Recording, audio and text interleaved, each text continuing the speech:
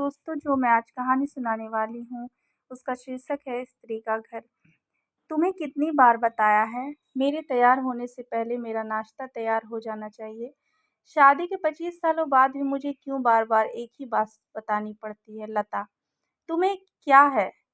तुम तो आराम से घर पर रहोगी, मुझे काम पर जाना पड़ता है। तुम हो कि हमेशा बेवकूफ़ों जैसी हरकत करती हो। अगर तुम ये जानबूझकर करती हो तो याद रखना मुझसे बुरा कोई नहीं होगा। आज भी प्रशांत का पारा चढ़ा हुआ था। इन कटु शब्दों में अपने गुस्सा उतारते हुए गीला तौलिया कुर्सी पर फेंकते हुए प्रशांत गुस्से से लता की तरफ देखने लगा। लता के लिए प्रशांत का ये बेवजह का गुस्सा कोई नई बात नहीं थी। वह महीने में 3 बार ऐसे ही लता पर बरस पड़ता था। पहले-पहले लता उसका विरोध किया करती थी, लेकिन जब कई सालों तक प्रशांत में कोई बदलाव नहीं दिखा तो लता ने खुद को ही बदल दिया। अब प्रशांत के कुछ भी कहने से लता को कोई फ़र्क नहीं पड़ता था। प्रशांत की हर बात वो चुपचाप सिर नीचे झुकाए सुन लेती थी। शादी के पहले 5 साल तक लता ने पूरी कोशिश की थी कि प्रशांत को बदला जाए, लेकिन फालतू का गुस्सा करना और बाद में लता को भला-बुरा कहना ये मानो जैसे उसकी आदत बन गई थी। कोई भी वाद-विवाद होता तो प्रशांत सीधा लता को बोल देता, "अगर मैं तुम्हें अच्छा नहीं लगता तो क्यों नहीं चली जाती अपने मायके? क्यों रहती हो मेरे साथ?"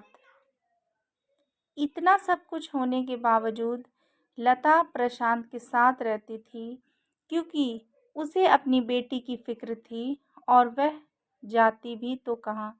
अपने बूढ़े हो चुके माँ-बाप को इस उम्र में परेशान करना वह नहीं चाहती थी। समाज और लोग क्या कहेंगे, यह भी तो उसे देखना था। वह इतनी पढ़ी-लिखी भी तो नहीं थी कि खुद जाकर कोई नौकरी कर सके और अपना और अपनी बेटी का पालन-पोषण कर सके। लता को अब अपनी फ़िक्र नहीं थी। उसको फ़िक्र थी तो बस अपनी शादी लायक हो रही बेटी की। लता नहीं चाहती थी कि पति-पत्नी के झगड़े की वजह से काव्या डिस्टर्ब हो। काव्या की पढ़ाई पूरी हो चुकी थी, उसके लिए अब शादी के रिश्ते आने लगे थे। कई रिश्तों को काव्या ठुकरा चुकी थी। 2-3 महीने बाद एक अच्छा रिश्ता आया। रिश्तेदारों और पहचान के लोगों ने भी लड़के के बहुत गुणगान किए थे। प्रशांत एक शाम अपनी बेटी के पास बैठकर उसे बताने लगा, "काव्या बहुत अच्छा लड़का है, पढ़ा लिखा है, बड़ा घर है, बहुत अच्छी नौकरी है। ऐसे रिश्ते बार-बार नहीं आते बेटा, इस बार मना मत करना।" काव्या अपने पिता से ज़्यादा बात नहीं करती थी। शायद डरती थी या शायद नफ़रत करती थी, लेकिन आज वो अपनी पूरी हिम्मत इकट्ठा कर बोली, "मुझे अभी शादी नहीं करनी पापा। मैं नौकरी करना चाहती हूँ, खुद अपने पैरों पर खड़ी होना चाहती हूँ। हाँ, तो उसमें क्या बड़ी बात है? मैंने लड़के से बात की है, वह तुम्हें किसी बात के लिए नहीं रोकेगा। तुम शादी के बाद भी नौकरी कर सकती हो, वह तुम्हें नौकरी के लिए परमिशन दे देगा।" प्रशांत बोला, "मेरा नौकरी करना या ना करना उसके परमिशन पर क्यों डिपेंड रहेगा पापा?" काव्या ने पूछा, "मैं कह रहा हूँ ना, तुम्हें किसी भी चीज़ की कमी नहीं होगी वहाँ। ऐसे रिश्ते बार-बार नहीं आते, इसे ठुकराना मत। बहुत खुश रहोगी तुम वहाँ।" प्रशांत बोला, "पापा, क्या मैं उतनी ही खुश रहूँगी जितनी मम्मी इस घर में खुश हैं?" काव्या ने तंज कसते हुए कहा, "आज तुम्हारी ज़बान कुछ ज़्यादा नहीं चल रही?" प्रशांत गुस्से से आंखें बड़ी करते हुए बोला, "पापा, मुझे शादी ही नहीं करनी है, क्योंकि शादी के बाद अगर वह लड़का आपके जैसा निकला तो मैं क्या करूँगी? मुझे आपके जैसा जीवन साथी नहीं चाहिए जो बिना बात के मुझ पर हमेशा चिल्लाए। मुझे कुछ भी अपनी पसंद का लेना हो तो 10 बार सोचना पड़े, कहीं वह नाराज़ ना हो जाए। मेरी तबीयत कैसी भी हो, उसे परवाह ना हो। रोटी थोड़ी सी मोटी बन जाए तो घर सर पर उठा ले। उसकी चेकबुक ना मिले तो भी मेरा ही दोष निकाले और हर छोटी मोटी बात पर मुझे मायके जाने के लिए कहे।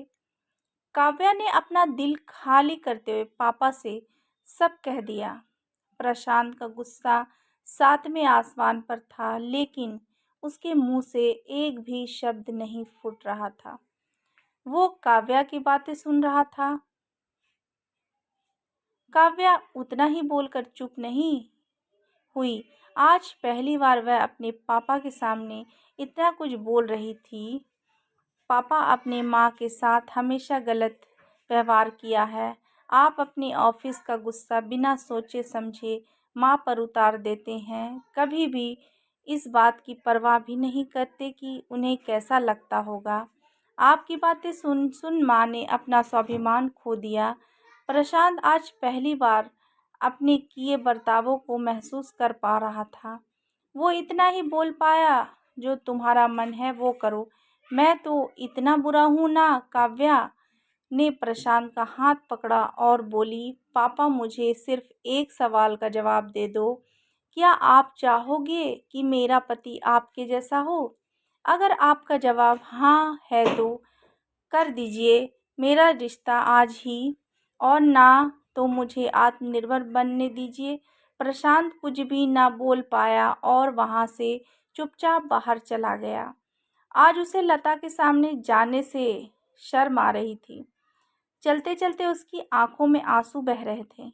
प्रशांत ने आज से अपने आप को बदलने का निश्चय किया। अपने दिन से लता ने अपने पति काफ़ी बदलाव दिखा। वह सोचने लगी कि जो हिम्मत काव्या ने दिखाई है, वह हिम्मत अगर मैं पहले ही दिखा देती तो शायद आज परिस्थिति कुछ और होती। अब काव्या पढ़ लिख कर अच्छी नौकरी करने लगी थी और 3 साल बाद उसके लिए एक अच्छा रिश्ता आया और उसकी विदाई पर प्रशांत बोला, बेटा तू हमेशा खुश रहेगी, क्योंकि तेरा पति तेरे बाप जैसा नहीं है। प्रशांत की ये बात सुनकर लता और काव्या की आंखों से आंसू बहने लगे। दोस्तों, हमारे समाज में औरतों को भले ही देवी का दर्जा दिया जाता है, लेकिन वह स्वतंत्रता नहीं दी जाती जो उन्हें देना चाहिए। उन्हें बचपन से ही बताया जाता है कि वह पराया धन है। स्कूल से आने में देर हो जाए तो पिटाई मिलती है। मोबाइल पर बातें करते हुए दिख जाए या खिड़की से झांकते हुए दिख जाए तो शक किया जाता है। माँ बाप का घर तुम्हारा नहीं है, पति का घर ही तुम्हारा घर है। जीवन भर ये बातें बता बता कर उन्हें ससुराल भेज दिया जाता है और एक दिन किसी छोटे मोटे झगड़े में ससुराल वालों से उन्हें सुनना पड़ता है कि इस घर को छोड़ दो और मायके चली जाओ। अब आप ही बताओ दोस्तों, ऐसी स्त्रियों का सच्चा घर कौन सा? आखिरकार वह किस घर को अपना कहे?